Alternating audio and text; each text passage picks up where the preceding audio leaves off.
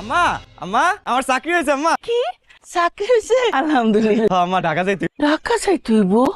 আব্বা ঢাকায় আমগো কেউ নাই, তুই থাকবি কই, খাইবি কই? ঢাকা যাওয়ান লাগতো না আব্বা? আম্মা এর একটা কথা কইলা তুমি, ঢাকায় না গেলে কেমন হইব আম্মা? সংসার চালাইতে হইব না?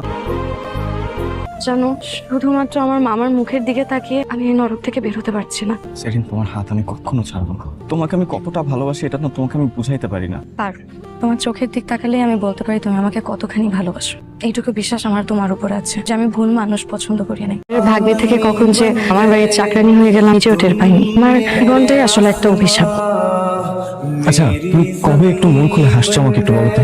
এই যে হাসছি, আর তুমি কি বলো তো, শুক্রবারেও ডিউটি করো, তুমি যখন চাকরি থেকে ফিরো প্রতিদিন রাস্তা থেকে তোমাকে দেখি ওই একই নীল শার্ট পরা। তোমার কি আর শার্ট নাই? আমার না খুব কষ্ট হয়।